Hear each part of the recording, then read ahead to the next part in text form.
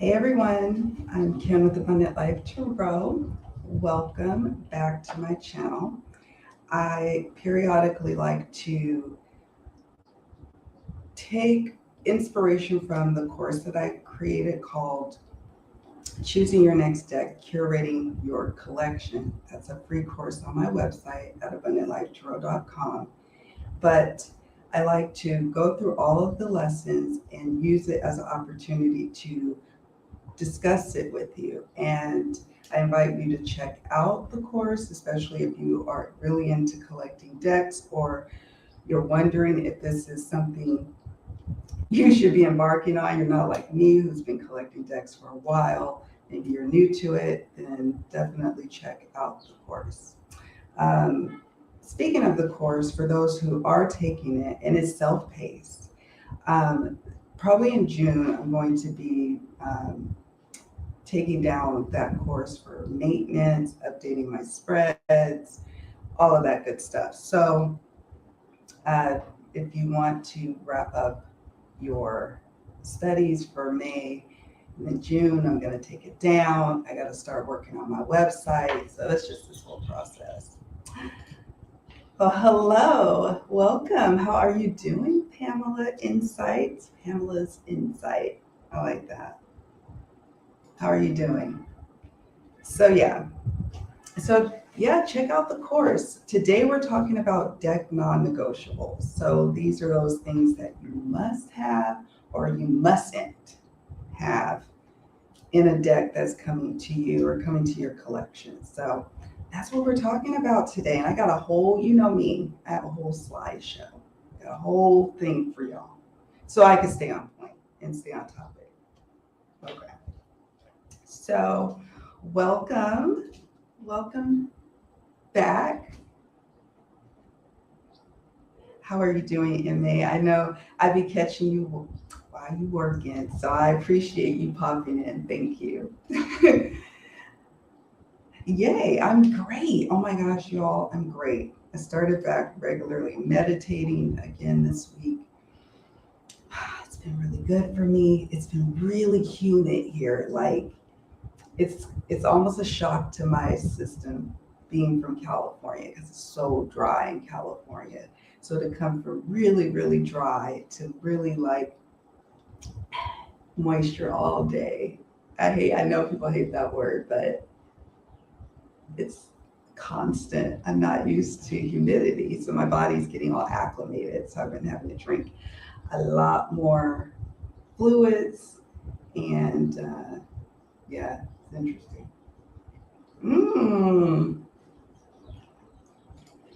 So you're in the office today. Okay. I'll try and be succinct and get her going. I know. Hopefully you're going to have some time off soon. I'm hoping. Oh yeah, you know about that humidity. It's probably similar because I'm in the Dominican Republic, so it's probably similar to Florida, if not the same. And I used to visit family in the South during the summers when I was a kid, and I kind of remember it being like a little shock to my system, but I know we adapt. So each year that I'm here, and each year that I do plan to come to Florida at some point, I will be much more used to all of this. Oh, that sounds lovely. That sounds amazing, actually. Drizzly in New York. Yes.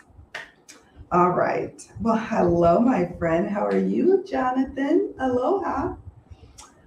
Oh, okay. So before I start getting all lost in everything, let me notes too. Starting to wonder if I need reading glasses. I'll be looking at those. I'm like, what? Say what now? Yeah, I know. And I'm like, well, at least I'm hoping you're by the beach in Florida. I'm by the beach here, so I need to start incorporating more beach time so I can just cool off there or something. I don't know. It's intense.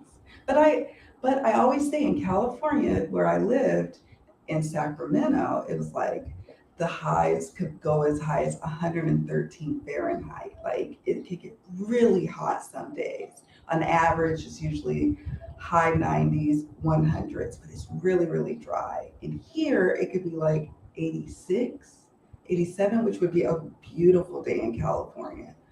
But here with the humid, it's like a humid, wet blanket on top of you, added to the heat. It's like, whoa, it's different. I love it though. It's good for the skin. Okay. So, yeah, let's get started with, and I'll just keep sprinkling in updates that's going on with me and what's going to be coming up for June in Abundant Life Tarot World. So I'm going to share the screen. Hold on. I have to say hello to my friends. Hi, Key. Hi, Indigo, Key, Oracle. Yay. Thank you for joining. I'm so happy you're here. Yes, Kim, I throw myself into the ocean on a regular basis in the summer. So you know about that tropical life. I want to go to Hawaii too. It's not the heat, it's the humidity. Yeah, like I was pretty acclimated to really high temperatures in California, but this is new. All right, so I'm going to share my screen. Let's see, share screen. Let's go to Chrome tab. Okay, how am I going to know? Okay. All right, so we're talking about choosing your next deck. And this is just a quick reminder because I love this analogy. I love when we start thinking about how we're collecting. We talked about the last time when we did the myths in deck collecting, the last live, last month, I believe it was. Can't remember now. But I like to see where we're at, how we're feeling. And it can move. Like you guys could have been in a new moon phase of new to collecting or a renewed interest in collecting decks, right? Or you have the waxing moon, you're constantly adding to your collection.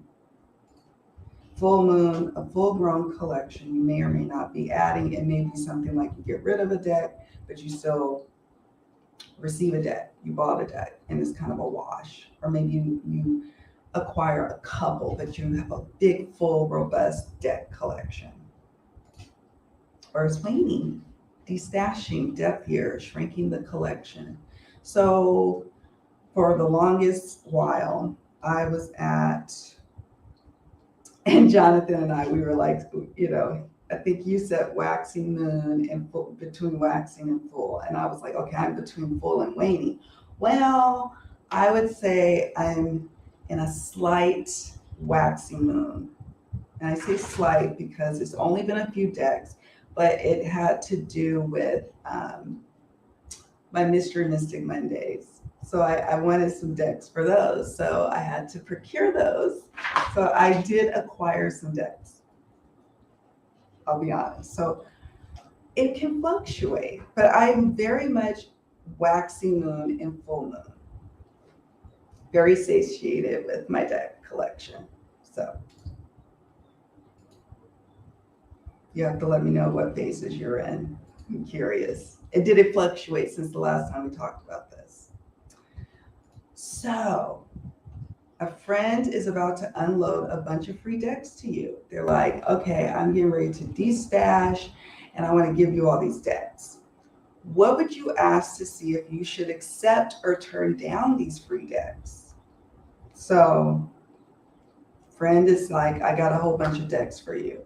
Would you feel like, yay, I'm about to get all these decks and I don't really care what they are, I'm just going to get them? Or would you have like this, like, wait a minute now, what are you doing? What are you giving me? And then but then you want to be grateful, right? So I'm curious. Let me stop sharing for a moment.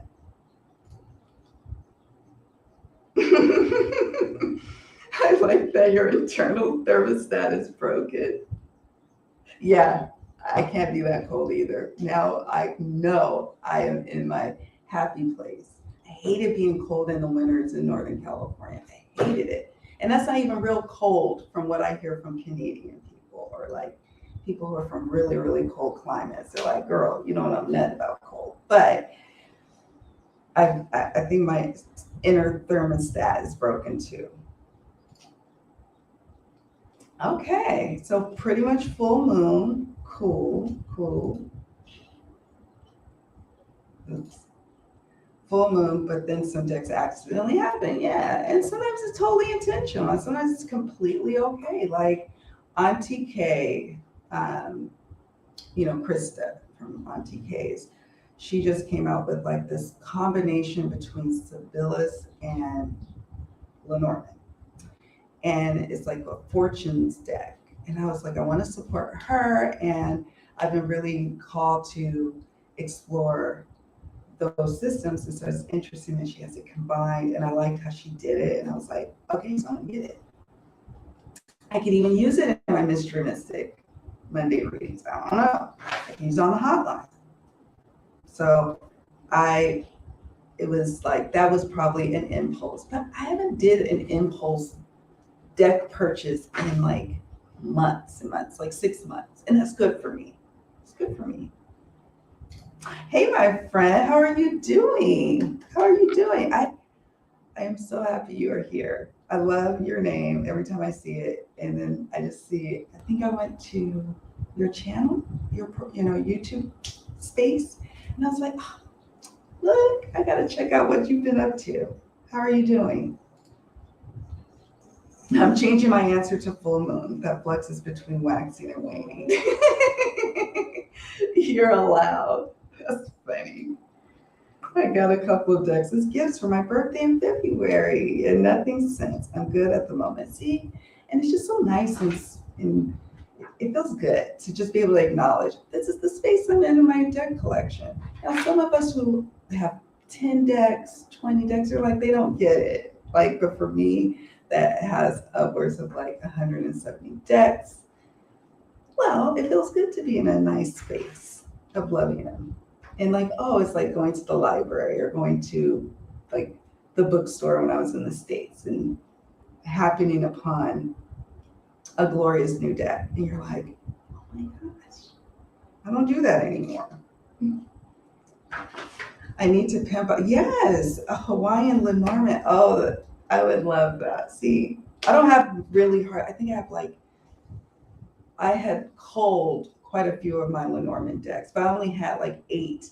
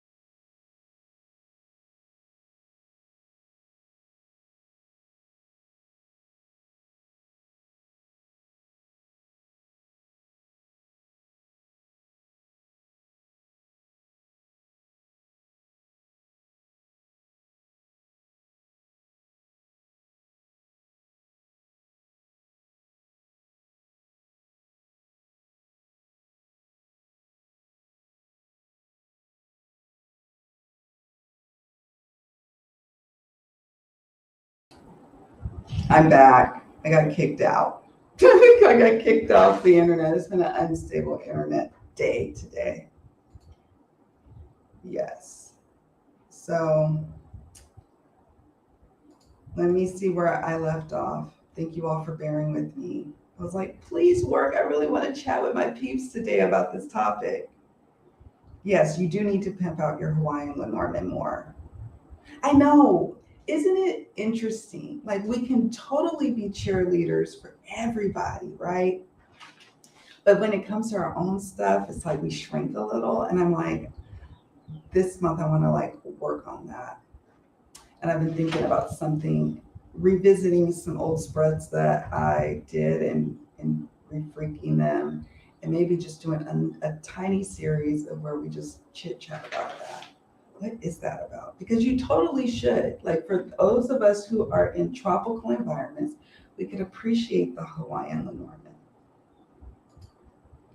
Thank you. Yes, please hit the like button. It helps me out. Thank you. Because I forget to say that. I always forget. Oh, Lord Byron, I'm good. How are you? And so random. But have you tried mango and the yeah, so oh, mango, I think that's how you say it. Not yet. I'm on this dish called habachuela, and I love habachuela. It's like I don't know. It's like a stew, and then they have a rotisserie chicken on the side. It's kind of like something I would make, like some red beans and rice or something. Kind of reminds me of, but they have um, onions. It's just really really good. But I'm not gonna lie. Now that we live here, we've been cooking more, and we cook mostly like American food. We don't really go out, so yet.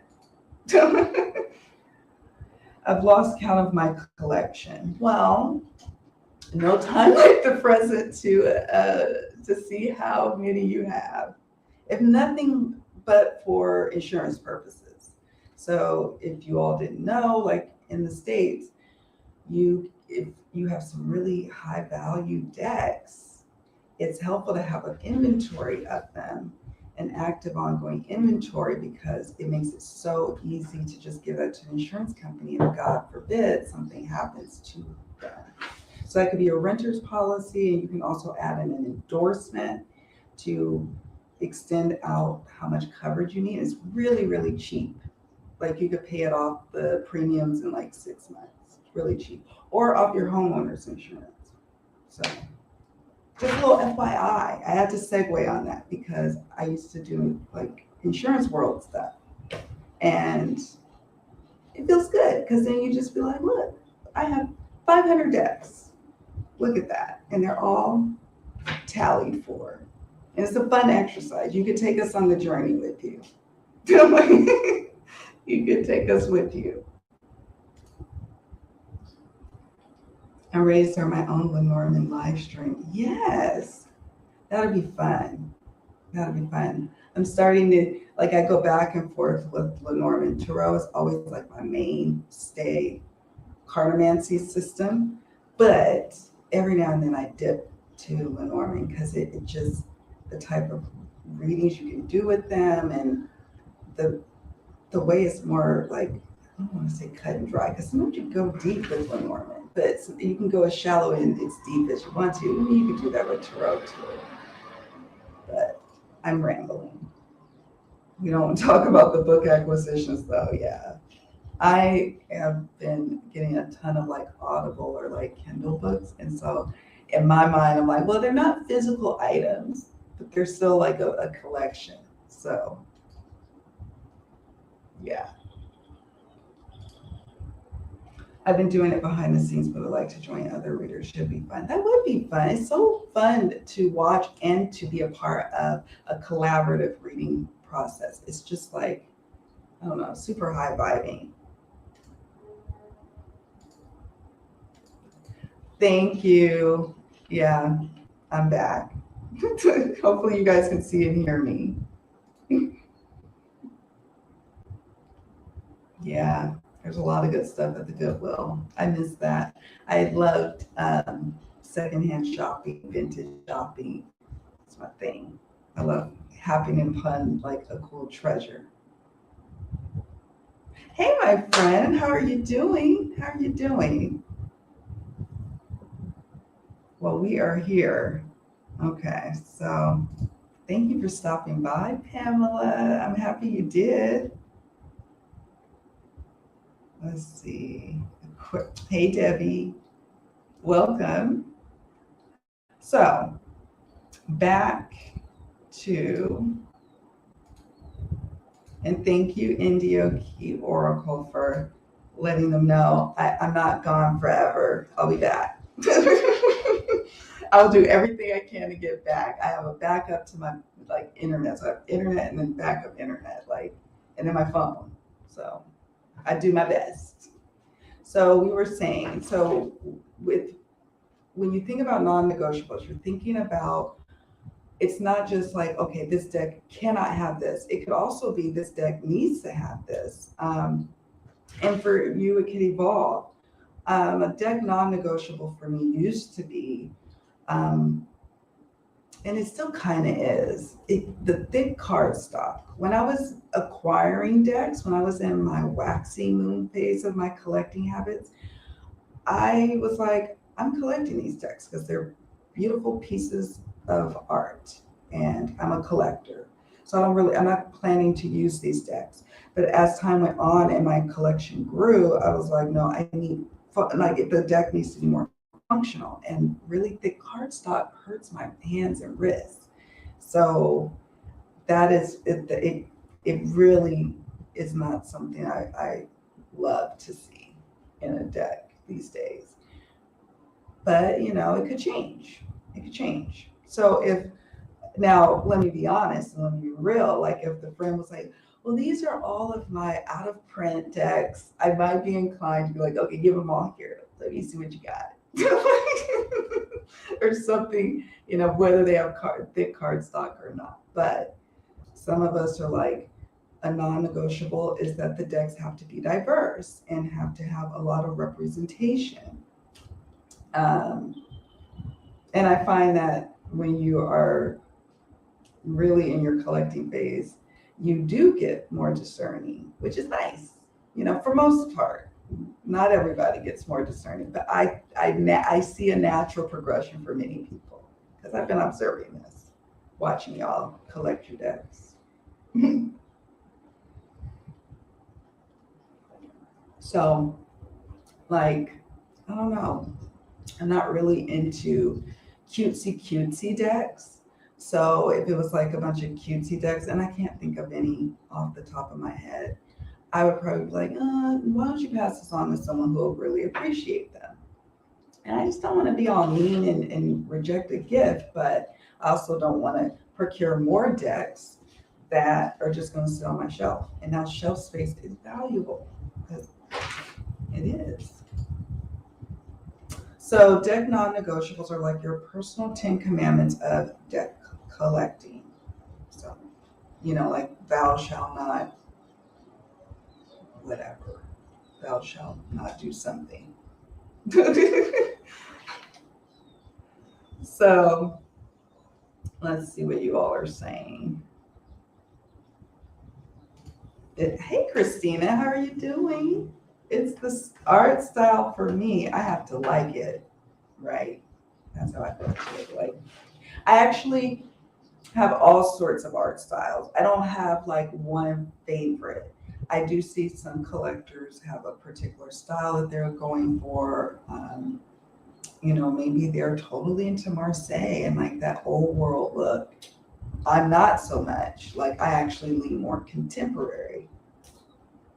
For a while, I didn't even want like Marseille decks because I was like, but as I've grown in my reading practice, I actually can appreciate a semi-quasi Marseille deck. I only have about 20 decks. See, it's enviable because in humidity, I have to take care of my decks differently and the shelves that they sit on, and it's just really different than having a huge collection in dry heat. So it's always like a struggle to have this many decks, but then I love it because it's like, oh, I haven't seen you in a while. Let's give it a go. Let's play around. I'm like, which deck did I have that happen? I know I had. Oh, the Afro Goddess Tarot Arcanas. That one. I should pull it out. Because there's some things I really love about that deck. But then it's got thick cardstock, so I don't use it as much. But then again, I don't care because I don't want to damage it. I would ask if they are complete 78 cards. Hey, Reese, how are you doing? Welcome. Or 22 card major only decks Only complete decks for me. Yeah, I agree. I don't do the major arcana decks. I have an oracle that combines the majors, but it's still an oracle deck. It's not really a tarot deck, majors only. I understand why people prefer to use only majors in their readings, but for me, I love the full range and spectrum of all 78 cards. Kiddos. So, yeah, you can always tell when you stumble on a majors only, even if they don't put it in there. Usually it's like really pretty because they're not doing 78 cards, right? So they're really pretty, and then the price is like half of what would be for a full 78 card deck. I agree. They got to have all 78. Yes. I'm glad you mentioned FOMO, fear of missing out. Yes, I went through that tough, Jonathan, with wanting to, and I'm being real with you all, very, very transparent and very honest. So, yeah, there's a high off of having a sought after deck and wanting to unbox it and be the first and to be like, oh, look, I have this deck. And then, it goes on and on and on. Yeah, I'm glad I'm out of that now. I'm like, oh, look at the unboxing over here that someone's doing. It's a nice energy to be not in that space. Thank you for mentioning that. Fear of missing out pushes us a lot sometimes. I'm picky about non-illustrated pips. They have to be attractive. Yeah. They have to be attractive, and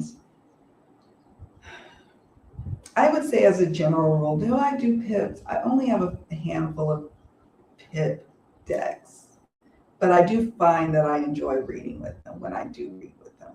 But then again, I really like fully illustrated, and so more than I would say I need a fully illustrated if it's going to be added.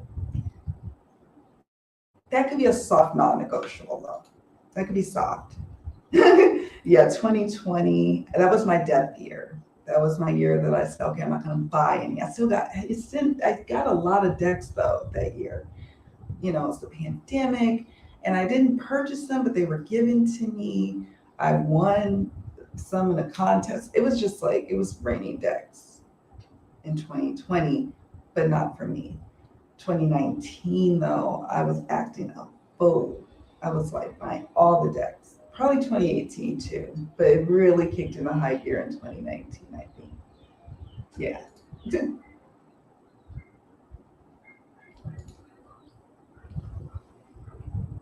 Yeah, it is a tricky trap, and it's highly addictive at first. But then after a while, it's like, what am I going to do with all these decks? Seriously, what to do with all of these decks?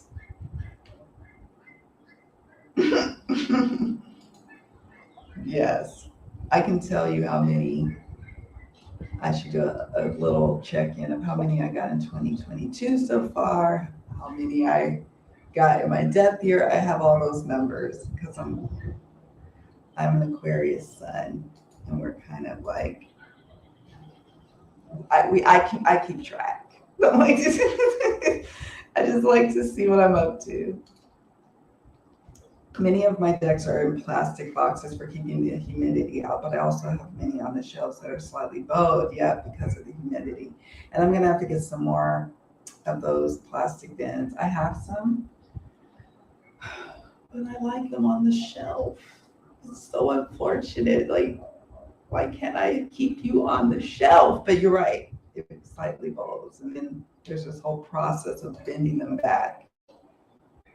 The joyful noise of children. Oh, thank you. Yes, it's like a little creek, and they walk past here. I live like on a circle, and the creek is back over here, and then they do boop, boop, boop.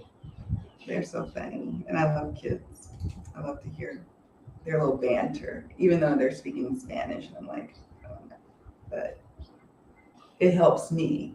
I was thinking that too, Christina. Hi. Hello, Steffi Muse. I can't do pip decks. I mean, I can, but don't prefer them. Exactly. It's like, I think that's like a soft non-negotiable. Well, you could do a depth year. You could start like, okay, June to June. You could do a depth 6 months. You could set up parameters on your depth year. It doesn't have to be a daunting. It could be a depth half year. It could be what sometimes it starts out as a depth month. And then you go from there. You made it. Hi. I'm actually going to be sharing your list because there was some good stuff that I shared. So welcome, Sarah Wyman's Rockin'. It's SL Wyman's Rockin' Writing, her channel. Hey, Scarlet Moon Creations. I've been here, but was on my tablet. I know, I hate that about my tablet, that I can't chat. Like, what is up with that limitation? I don't understand that. Makes no sense. I used to keep track, but not who I was in the before times. My Virgo perfectionism. Oh, yes. Well, sometimes perfectionism can be a little like much. It could be. So if you're in a season of not tracking it, then you're in your season of it, and that's okay. Because then your Virgo perfectionism gonna kick in at some point. So you just enjoy your rest. All right, so let me get back at it.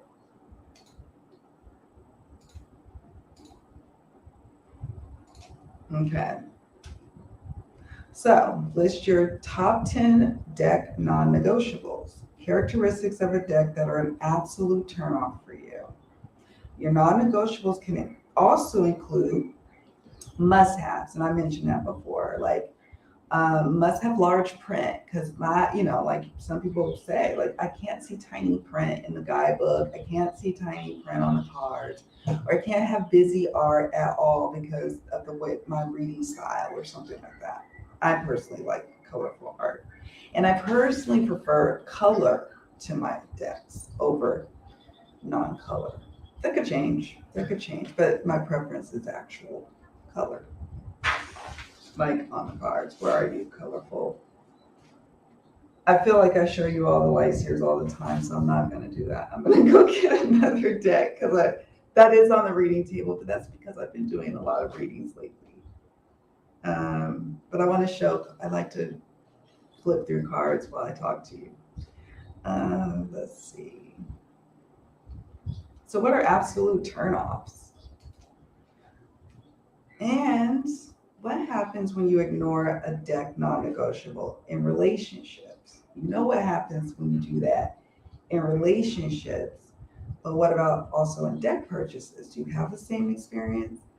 I tended to. Like, if I ignore intuitive hits about someone I was dating and I was like, no, that was a non-negotiable, but I'm just going to look past that. Well, that doesn't always work out. Maybe sometimes for some people, yes. But for me, when I ignore the little gut intuitive hits with people and decks, it's about the same outcome. Okay. A depth month would be a big achievement for me. Well, then let's do it. A depth month. You can make it July. Get all your jollies out in June. Make it July. Don't have to dive right in. Don't shock your system. I can't keep track of my decks. They are everywhere. I know the feeling. The last house I lived in, decks were all in every room. So they were everywhere. But then I started tracking them. Hello, Jera. Welcome. How are you doing? Yeah, see, that's what I'm saying. That's what I'm saying. You start where you're at. If it's a week, there probably was a time, you all, no lie, it would have to be a weekend for me.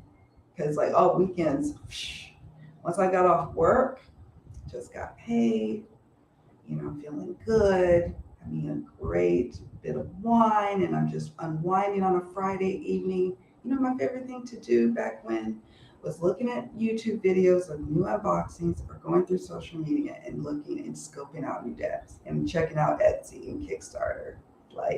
That was a thing. So it would literally be like, okay, I need a death weekend, not just a death year. Like let's just start where we at. Thank you for joining, Gerald. I'm happy you're here. This is fun. I used to say absolutely no to pips. Yep, me too.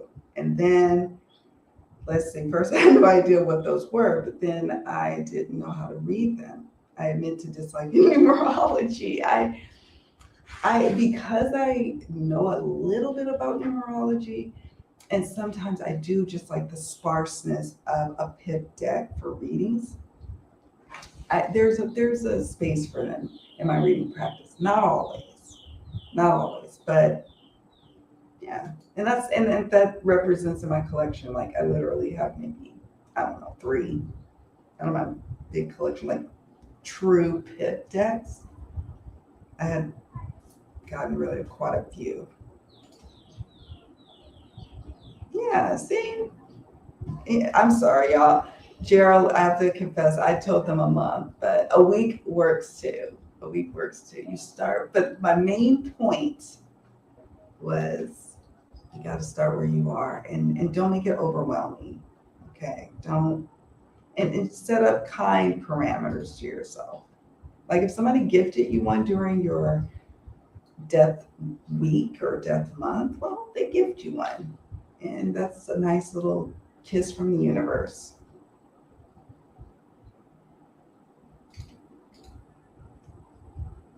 If I ignore it, I usually don't like the dip. Yeah, exactly. Exactly. And it sits on the shelf. And now that I have to babysit so many decks in humidity, I don't have a lot of room or patience to be bringing on new babies that are high maintenance to have to put in bins. And I hate plastic bins. I have to constantly get those little silicone things to keep in there to keep the moisture out. It's just a process that I didn't have to deal with in California. And here I am whining to you all. Ooh, I like the gratitude challenge. Hashtag gratitude challenge.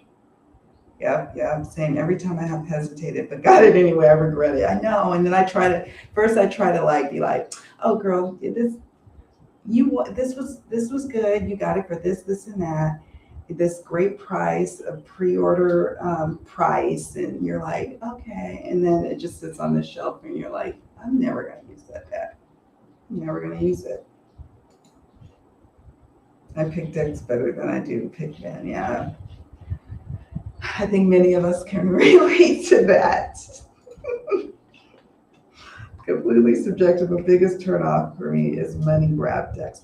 Ooh, enlighten us. I think I know what you mean, but it'll be fun to see what your thoughts are about that money grab. Trying to think of a good example. A good example of a money grab deck.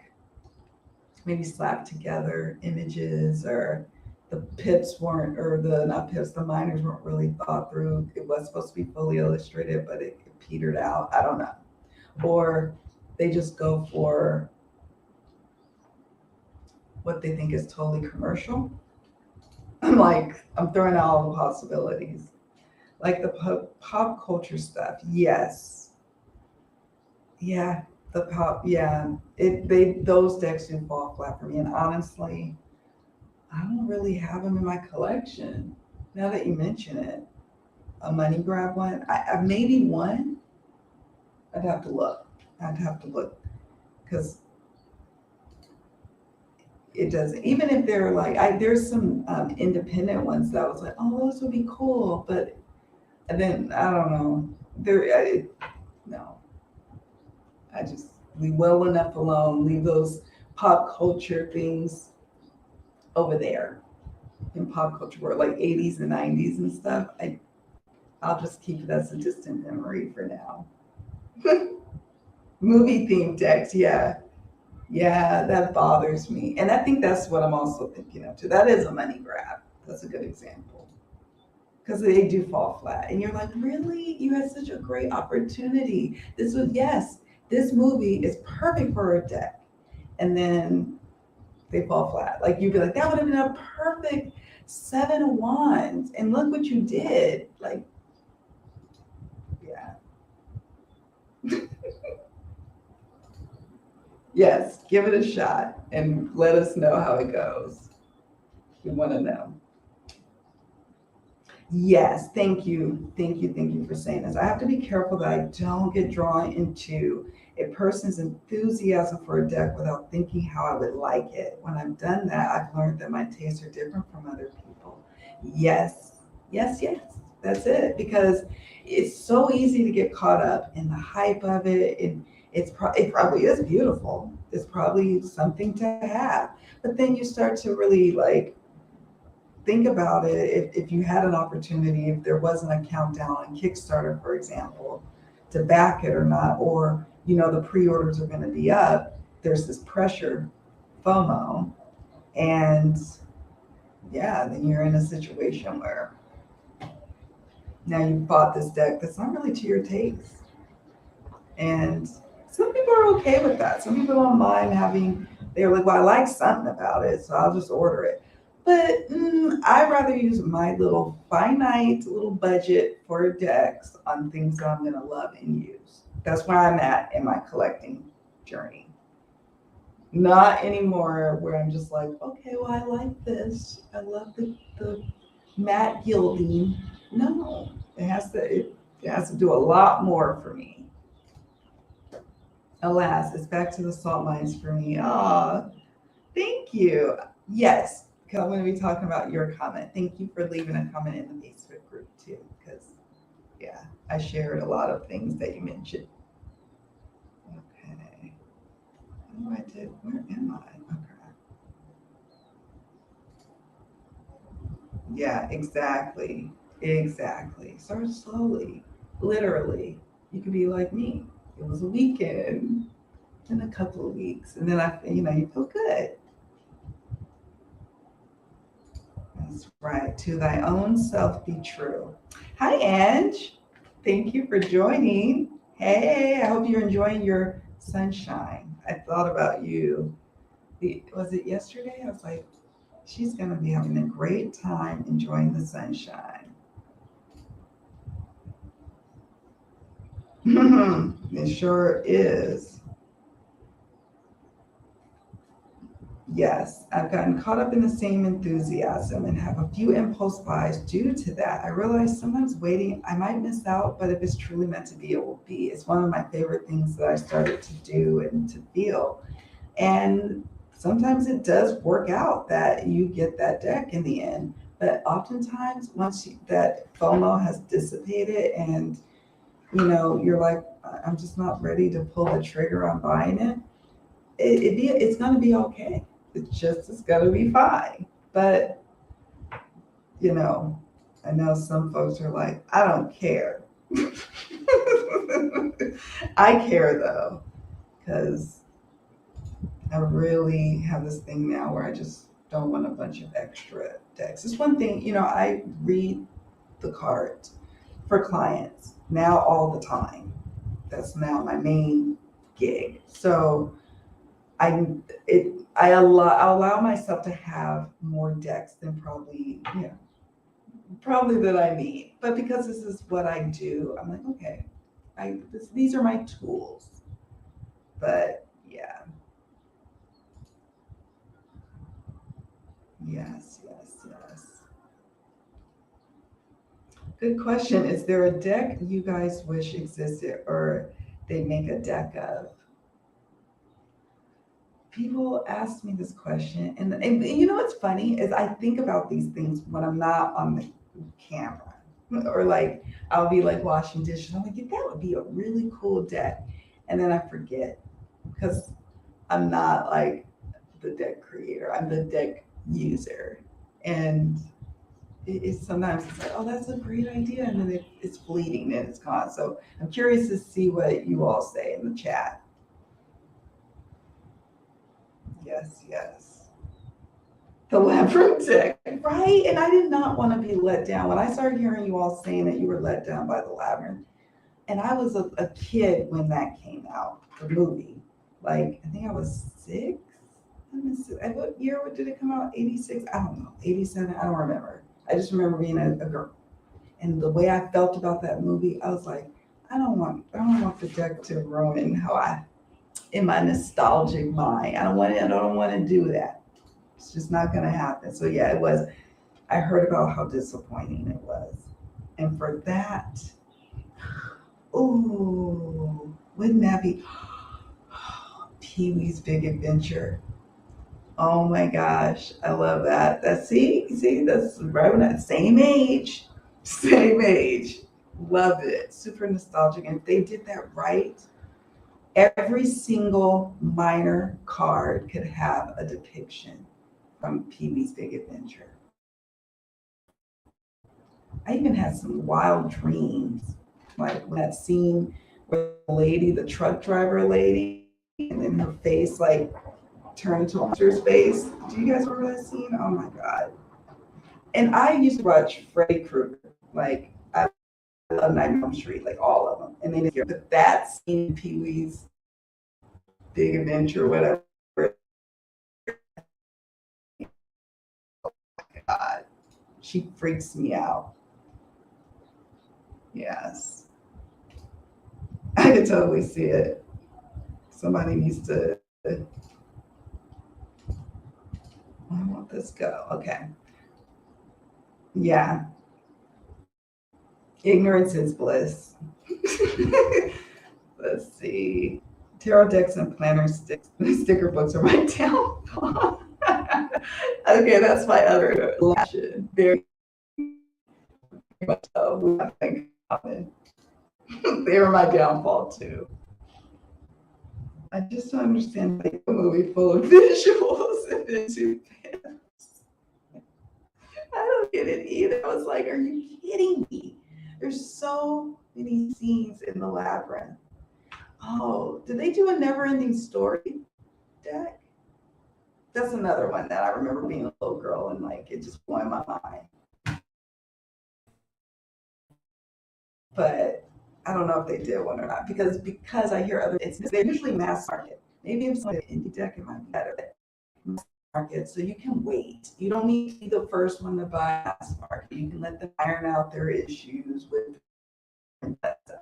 And then you also look at reviews.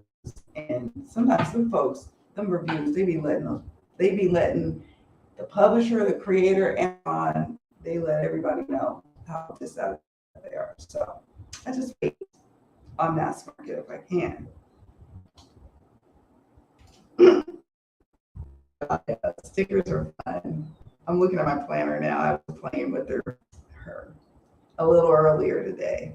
I need to change her little cover, spruce her up for summer. Me and that planner. It's my other hobby collection. I don't think I would want a Buffy the Movie tarot deck. That would be interesting. I saw it in theaters when it was how magical. My parents had cable. Yeah, sometimes it was bootleg cable, but I don't remember if it was bootleg then. But it was on HBO, so that I remember. Don't make sense. If pop culture decks didn't mostly have Pip Meyer, I have a collection twice as big as I do. Large.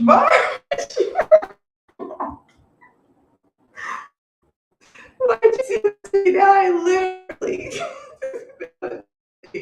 large March scared me. No, you're all up in horror films as a kid. And March broke me down. I don't get it. Oh my God. See, a lot of sticker lovers. And so I had to draw the line with watching like planner videos. I started watching those when I was living in Sacramento. And I was like, no, because that the way you're all in with tarot and oracle, you just cross the line if you go on YouTube and start looking for planner stuff. Thank you for stopping by. I'm so happy you came. So good to catch up. All right. I tried to explain to people how much I love the Buffy movie over the TV show. I agree. And people just didn't understand what I was talking about. I agree. That's when those, yeah, and oftentimes the movies are better. Not all the time, but yeah. Versus the movie version. Let's see. Let's see. It seems that planner people and tarot people are like they like the same things. That's true. We like pretty tactile things with our hands. Pretty things. A Simpsons deck would be fun. Right? On my Super Nintendo, I used to play the Simpsons game back in the day when I was a girl in the late 80s, early 90s. Okay. Let me go on back here.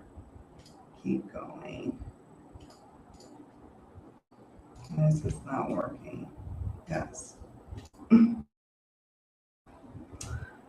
Okay, so if you have ignored one of your deck non-negotiables, what happened between you and that deck? And we talked about that, so we won't beat a dead horse there. It's just on the shelf. Like for me, if my decks is easiest. I don't know what I'm gonna do for some of my decks that I don't use anymore, period, out here. And they're just, I've used them into the ground. My Lyseers, it was so banged up. And so I have that one. I have a couple of others that are retired, but in the States, I felt like I could have recycled it better than here. I don't know what I'm gonna do. So I don't want to be dealing with decks all the time, trying to figure out what to do with them. But this is a unique issue because I did get my money's worth and then some with these two decks I'm thinking of that I ran into the ground. So, and I'm not going to be doing a project anytime soon. I don't know what I'm going to do. I honestly don't know what to do. And it bugs me. It bugs me. I have decks that I cannot give away. I guess then that would be weird. It's like giving away really old shoes. Like, it's just a no. Why is it okay? We talked a little bit about this too. Why is it important to list your deck non-negotiables? So I part of my class I have where you can list them. You just write them down. And so in the quiz part of the course, I just say, okay, put them here, put your 10 here, because they'll be captured there. Or you can write them out and copy and paste them. And then periodically look at your list. And you'll see either A, you've been really sticking to your non-negotiables list, your 10 commandments, or you will find that you haven't been sticking to your non-negotiables. And then it's now exploration and analysis time. Well, why is that? Maybe your tastes have changed. So maybe, and we talk about that. I think it's lesson 4, your taste change. It could be that, or maybe you're just shopping without abandon, like, and there's no judgment because I did that. I did that.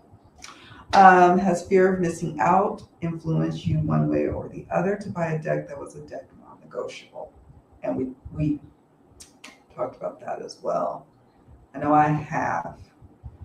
Thankfully, I don't really do that anymore, and I do miss out. The reality is there are times when I'm missing out, and I've just made peace with it now. I just remind myself of all the glorious decks I do have. So, Jonathan, I just realized hurricane season is coming. I do need plastic bins. So thank you for mentioning that, because I'm going to put that on my shopping list. My babies, like, they will be saved.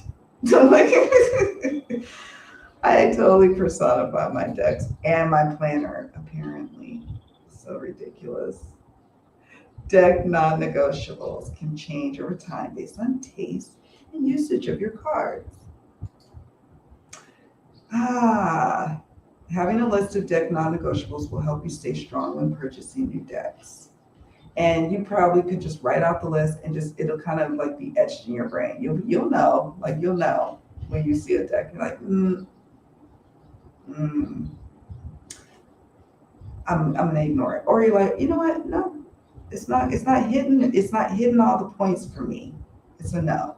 It's a no. Some people naturally are really good at that, and some of us have to work at it. So that's why I created the course. Some of us have to work at this. Some of us are really good at just sticking to like 20 decks or less, 10 decks, 5 or 1, and some of us don't. Deck non-negotiables equals boundaries for yourself. What happens when that boundary is crossed? We touched on that as well. And we're just going to continue the chat, and I'll share with you some deck non-negotiables from the Facebook group. You see how over here, you may not could see this image where she's doing tarot on the beach. I tried that and did not work out, but I like the picture and I like the thought. But yeah, one of my cards got wet and the sand and the wind blowing. It's just like a no. All right, so from Facebook group, my kind Facebook group members had said, I have to like it for more than just the artwork, and it has to be different from my other decks. Kind of hard to explain the second one shortly. Let me see. Kind of hard to explain the second one shortly. I'm not looking for them to reinvent the wheel, but I don't want a bunch of Rider-Waite-Smith clones. It should fulfill a different purpose in my readings than the other decks that I have. And I have a sub list for this non-negotiable. This is probably why I have more Oracle decks than Tarot, and how I only have 20 decks over all these years of reading. Good for you, my friend. Good for you. And I like that. The list part, I actually do have more Oracle decks than I do Tarot. I'm a little more pickier about the Tarot decks than I am Oracle, because I don't know. I feel like, oh, Oracle fulfills this purpose or this purpose or that purpose. But with Tarot, I really, I don't know. I'm more pickier. So then Sarah, who was here earlier, she says, as I will not be able to attend, here are my non-negotiables. Number 1, deck should fill a spot I don't already have. For example, if it's an animal deck, I have one I really like already. It has to offer something new or unique, and I agree. Yeah, near her over here on that. Number 2, while cardstock isn't a huge deal breaker for me, I hate flimsy cardstock and less likely to purchase. And see, I'm the opposite. I actually like a more bendable, a stronger core and a more bendable deck, because my wrists, I have to baby them. So I can't have really thick cardstock. It's not that it bothers me. I think they're aesthetically gorgeous, thick cardstock usually, you know, with the buttery rose petal finish and the matte rose colored gilding and all that jazz. It's really pretty, but practically speaking, it's difficult. Okay. Number 3, if it's an RWS clone, it better offer you a unique take on the cards. So it needs to have a unique take on the cards. Same image, different color palette doesn't count though. If several colors are offered, I pick one only. If you're going to do pips, they have to be done creatively, not just 5 pentacles. Lux, I can never pronounce this. Lux A Umbra and mythical creatures are examples of this done right. Number 5, the more colorful, the better. So monochrome rarely speaks to me. Murder of Crows is an exception, and limited color palettes can be very nice if used effectively. I agree. So I'm going to stop sharing for a moment because we're almost done here. Oh, look where I had to stop sharing. Look, my channel has planned with my videos. Oh, see, I could do that. Watch a channel that has both. But if it's solely that, then I know I've gone to the dark side of my habit, my hobbies, I mean. Simpsons, okay. Why not combine the 2? I made myself a sticker oracle. That sounds amazing. Are given with Tarot. Let's see. Just me indulging in all the things I like. Yes, nothing wrong with that. And I like watching other people indulge. I I get enough with them. It's like window shopping. I was really good at window shopping back in the day when you would like go to the mall or go to shops. Oh, are you gonna get the garbage patch? Is it, yeah, are you gonna get it? Because people were concerned about um, the deck. And I had the garbage pail. Is it garbage pail kids? I used to collect the little cards. So it's no surprise that I collect Oracle decks. Yes, check out the channel. Yeah, that's right. I love Garbage Pail Kids. I had the entire collection as a kid. My mom did. Yeah, parents hated them. They were like, that is gross. And I'm like, the grosser or the more like vile or like disgusting it was, the better. I loved Garbage Pail Kids. And I also used to collect like Cabbage Patch dolls. So they were kind of like, like this to Cabbage Patch dolls. But I love both. So, yeah. We do. Y'all do have, I think we all do. We all have a lot in common. It's very similar. I wonder if the companies don't give artists enough time or money. Yeah, I've heard that. It's like, this is a money grab. It's a money grab. Because I suspect that if, and maybe we could think of, how did people like the Titanic tarot? I can't remember. Is that the name of it? But it was independently produced. So was that different? Was that a different experience? I love the Titanic movie. So again, I was like, I don't want nothing tainting my feels on said pop cultural thing. I know the Titanic is a huge tragedy, by the way. But when Leonardo and Kate Winslet, when they played the movie, they made it pop culture. So it's like both. I don't know. Oh, okay. I see everybody's doing their collaborative reads. I need to jump in on somebody's collaborative reading session. What a mean mom. I know. They were like, our parents totally like raining on our parade. Meanwhile, it's like the head is exploding. Like, what is happening here? Garbage Pail Kids. Okay. Watching the time. Yes. So thank you. Thank you for saying that. It's just something to think about. It's not something to like beat over your head. We just start conversating about one of our many passions, apparently, right? That's all we're doing. It's just observing how we're showing up to ourselves and to the world with our collections. And, I learn a lot from people who only have 20 decks, just as much as I learn a lot from people who have 1,000 decks. It's just interesting to have these conversations and see how people are doing with their collecting habits. Right?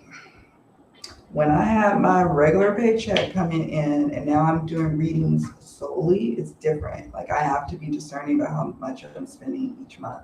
And I don't have an employer who automatically takes taxes out or who pays for your health insurance like that. I mean, you still have to pay a grip, for health insurance in the States at least. So, but the employer is supposed to subsidize it. Anywho, I have to be a lot more careful than when I was living out in Sacramento. So pre-death year, and really, no, through 2020, I was working for an employer.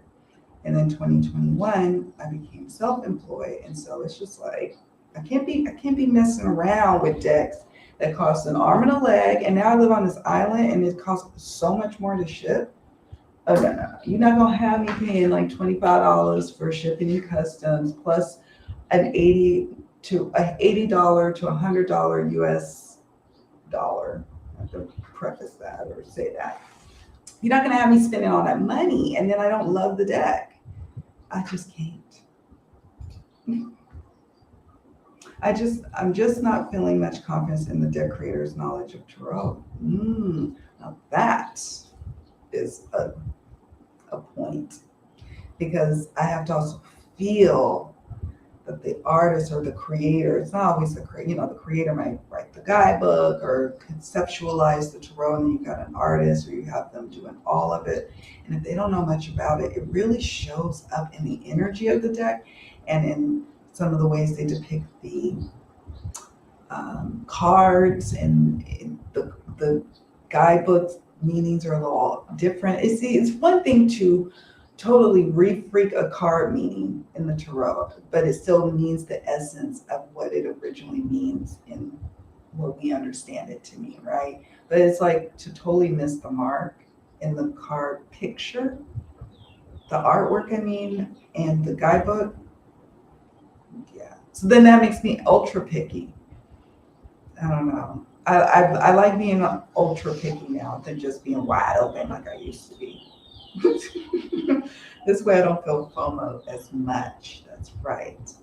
And FOMO is a real deal thing. You can lean into it, but it takes you down a path. And with us just being much more cognizant and aware of the economic climate right now, and it does, many of us could be just A-okay, and this is how we spend our discretionary income, but others are not. And so it sucks when you buy a deck and that was your money for the month, or the next couple of months, you're free spending money, and you got something lackluster. And it's a hassle to send stuff back. They don't give you back all your money. I just find that it's easier just to get the deck right as best as possible before it comes to your doorstep. I bought the Playful Heart Tarot on impulse, and I don't think I can connect with it. I knew it when I bought it. We probably all in our collection have them. Playful Heart, that sounds familiar, but I don't know it. I have to look it up. Hi. Why is this so funny to me? I'm Lachette.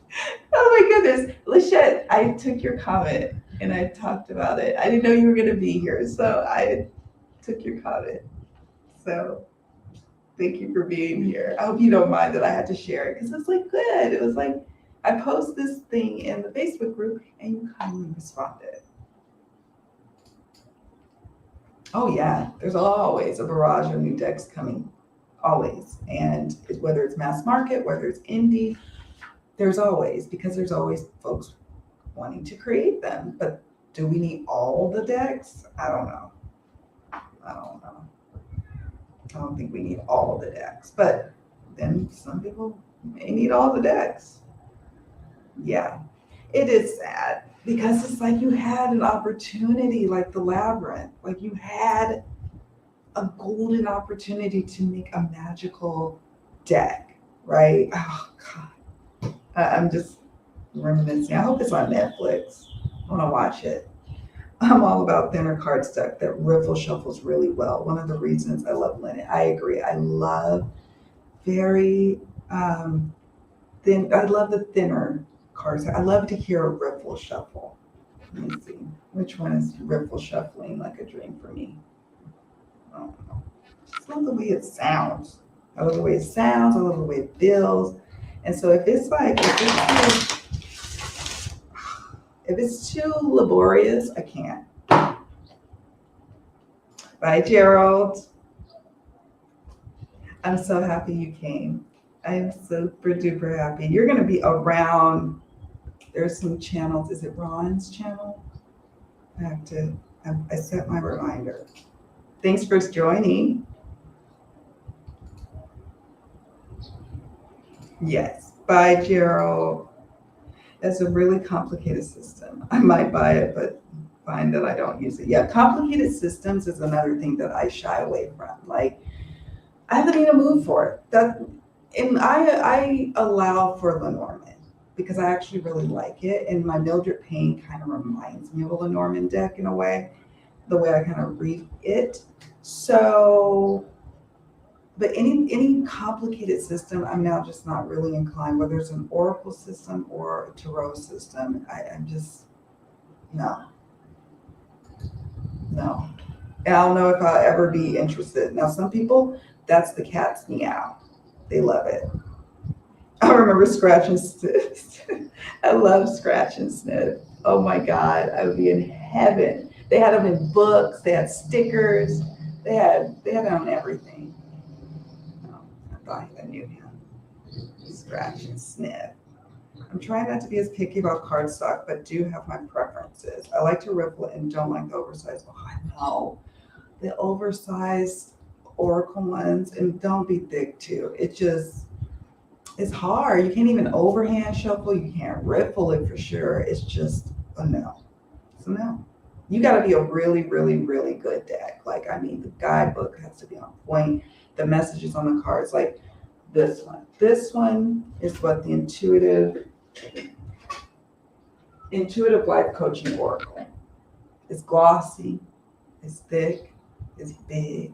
It's 84 cards, I think. It's a lot. But I really like the guidebook and I really like the messages. Self-sabotage is one of my messages. Just so you know. Just so you know. I'm terrible at looking without buying. Too impulsive. Yes. Are you in your acquisition phase? Are you in that phase of waxing, of collecting decks? Where would you say you are in your collecting journey? So if I go back here, take you back.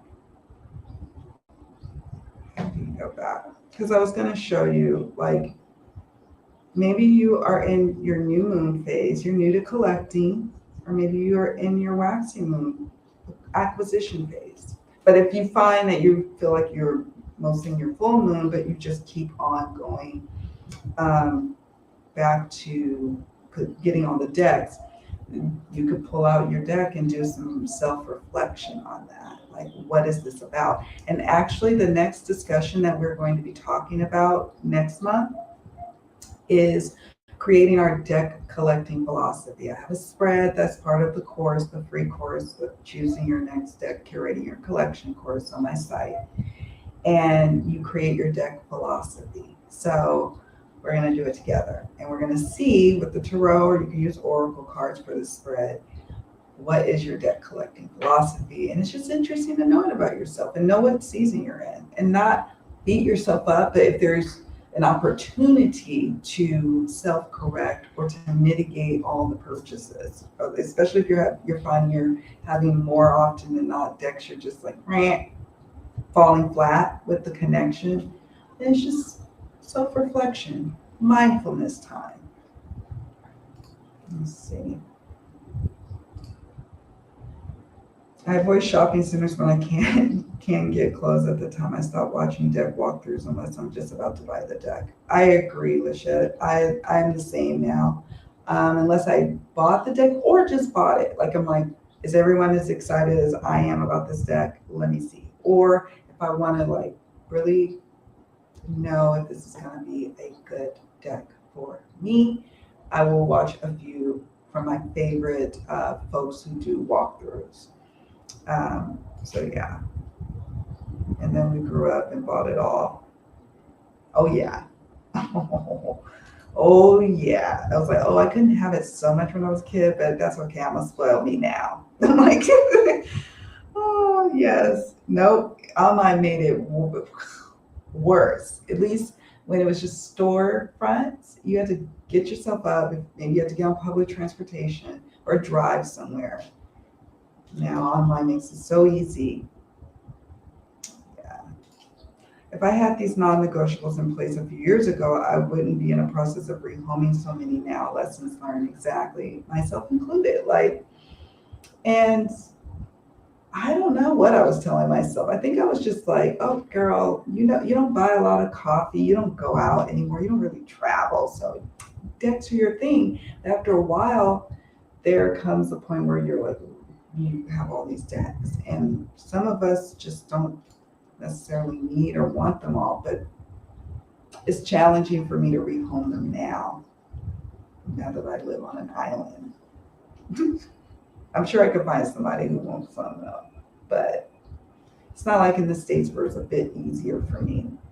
I actually backed both Titanic decks. I'm looking forward to getting the second edition, which is totally different than the first edition. The miners are underwater and together form the sun. Titanic. You see what I'm saying? Like an indie version is probably going to do it justice. Now, mass market can oftentimes bring it with decks. I'm not knocking them. I have also as many. I have a lot of mass market as I do indie, but yeah, I'm intrigued. I'm sure you're gonna do an unboxing of the second edition, and I'm gonna be watching. And great point. Who mentioned the pips and pop culture decks? There can be so much room for creativity in creating a beautiful deck. I know, and it totally enhancing our experience because of our nostalgia for whatever they are, inspired by in pop culture for the deck. Second edition has them doing things on the ship pre-sinking instead. I watched the Titanic, Leonardo and them, like, I don't know, 30 times. And I don't watch movies over and over. Well, there's one other one I do, but I don't usually. But my goodness, my poor family was so tired of me playing that movie. One random non-negotiable, I've only broken once and still regret it. I do not like thick black line art. Original RWS, I'm looking at you. Yes. Okay. I see what you mean. I'm so surprised that all the RWS clones with the thick art still coming out. Seems, I don't know, done already, just me. And you know what's funny is that some people really, they collect RWS clones. Like, you know how there's folks who collect Hello Kitties and like they have Hello Kitty and her cute little plaid outfit and Hello Kitty and all her pink glory. And it's just like Hello Kitty down. You're thinking to yourself, like, how much Hello Kitty do you need? Like, but they, in their mind, they're like, no, this is different. This was made in 1972. And it was like the what was the albino edition? I don't know. See, I'm not one of those people. Yeah.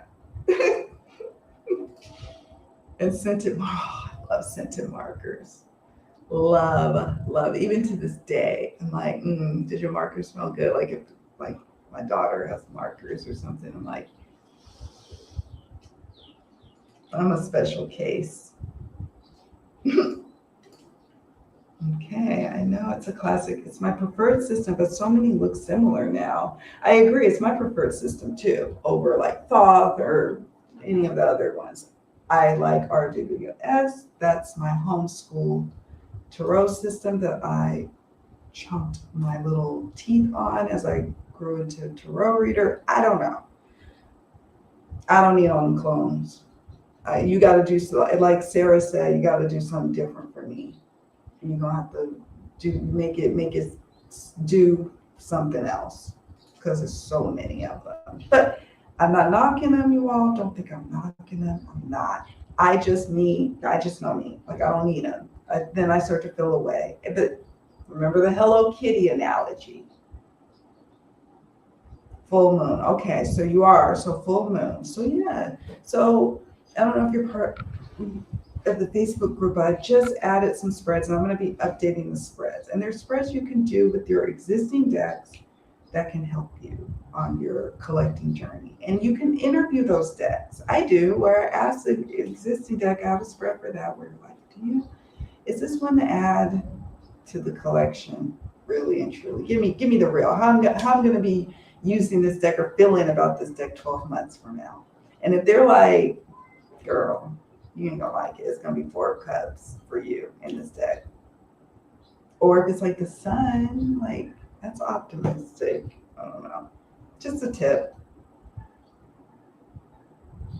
Have a great night. Yes, we're wrapping up. Full moon. I bought 5 decks the past 2 years. Now I'm getting to know them. My series is wow. Yay, you're part of our experience with the Lyseer's Tarot study. Don't forget, you guys, we are getting ready to do another tarot study in June. So it'll be like mid-June because I got to actually put it together. But we're voting now on the YouTube community tab post section of my channel, as well as in the Facebook group. You guys have recommended some amazing decks. These were the ones I owned. There are a couple that you all have sent as suggestions, but I'm like, this is going on the wish list, so maybe I might get it for another tarot study. Also, a reminder, if you have a deck that you suggested, a really cool tarot or oracle deck, you can do in the Facebook group. You can see what folks who want to work together and do a study in the Facebook group. So more to come on that. All these one-click decks are way too convenient. One click is dangerous. And then I'll be fumbling around trying to like undo what I did. Like I didn't mean to click it, but then subconsciously I meant to click it. Oh, that will take me a while, so I probably won't buy it for a while. Yes, it'll be a deep dive into getting to know that deck. Studying, learning is good. It opens your mind up in all these different ways when you use such a deep deck. So that's something to keep in mind too. You're buying all these deep decks, are you ever going to have the time or the energy to devote to them? Take your time, or not, or just buy a bunch of decks and have them sitting there looking at you. You could do that too. No judgment, seriously. Yep, I'm just broke, but also don't truly need more. I need to work with the ones I have. I'm sure I have similar ones to new ones too. I need to shop my stash rather than get caught up. It's fun shopping your stash. We should do that, all of us. Let's shop our stash and see what goodies we are like, I forgot I had you. When we went to Aruba, there are no tarot shops. Yeah, we looked everywhere. So yeah, none. There's none here. There's none here. I want to go to Aruba too. None here. And I have friends who are into cars. They would happily take them. But once I overgave to them, I don't know. And this is a super Christian country. And I coming from a super Christian background, myself personally, I try to be respectful, but because I don't want to step on nobody's toes. I do accept gifts though. A friend got me the Herb Crafters Tarot last month. Thank you for saying the Herb Crafters. This is the perfect time for me to use it. I need to pull that down. I love the Herb Crafters. Again, completely subjective. Dragons are a red flag for me and decks. You and I are similar. We are similar. I'm not really into dragons. Sometimes I'll see the dragon deck and I'm like, oh, that's cool. But it's a no. It's a no. Same thing for me and probably unicorn decks. It's like, it's a no. If one unicorn in the mix, okay. Not an entire unicorn deck. But there are folks who love them. And I'm here for your love. I'm about to do a deep dive into this. Yes, and it's just amazing how much Benadryl squeezed into that deck and how different it is to other decks. It's like, see? And that's enough to satiate you if you really are studying a new deck to your collection. That should really be a distraction. Every time you start to get an itch to go looking around for a new deck, remember this. You have some decks on your shelf. You go and you get to know them a little bit better. And then the next day, sleep on it, cooling off period. Do you still need that deck? How about the next day? There you go. Yeah, I bet. I'm going to be doing a live stream. Oh, yes, you sure can. Please share your links because I know there's other folks who have them.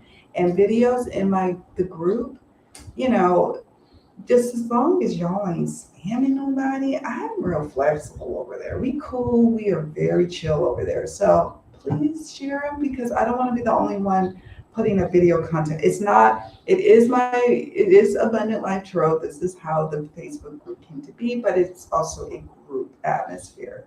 So I would love it if you all share your videos. Every now and then we'll have like some person who clearly wasn't really into tarot come slip into the group, and then they put up something totally not related, and I'm like, oh no, sorry guys, I'm the only admin over here. So like, so I got to delete that. But yeah, please do. It's a lifetime of diving. So much fun. And I am totally a dragon. I got a copy of the prototype deck of Smoke, Ash, and Embers. Okay, that's a little different though. Dragon done right. Dragons done right.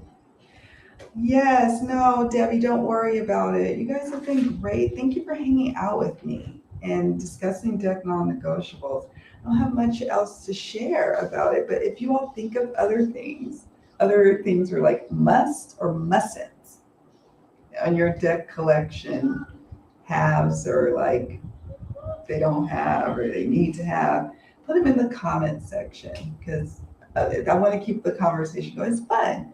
And like I said, next month we're going to be doing a spread together. You need to bring your decks. You got to bring your decks to the next gathering. Okay, so be ready. It's your home, and you got to bring that for the next assignment. Yeah, you naughty, naughty girl, you. Oh, thank you. Thank you. I will take you up on that offer. I appreciate it. Every now and then I'm like, oh gosh, I cannot have any craziness in my group. And thankfully everybody has been just amazing. But you know, in every group there's always that one that slips in that you thought, oh, I'm gonna give you a chance, and then you go and you act up. You act up, and yeah. So I think that's it, you all. Do you have any other questions? Any thoughts? Yeah, just not for me. And acknowledging that saves me money. You ain't said nothing but a word. Saves me money when I know. Like I could look at so many beautiful decks that are coming out or that recently came out. I'm like, oh, you're beautiful, but I know you're not right for me. And this is gonna save me money for what? For the deck that I do really love and would love to add to the collection. So you all, thank you all so much for joining me today. This was so much fun. I hope you enjoyed it.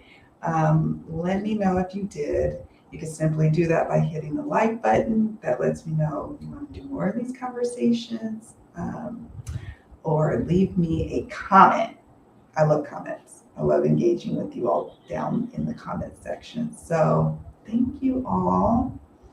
Thank you, Jonathan. Thank you for your offer. You are amazing. And I appreciate you.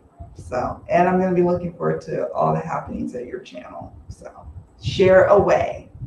All right, you all. Thank you. Thank you for being here. Take good care. Enjoy the rest of your day. And I'll see you all later.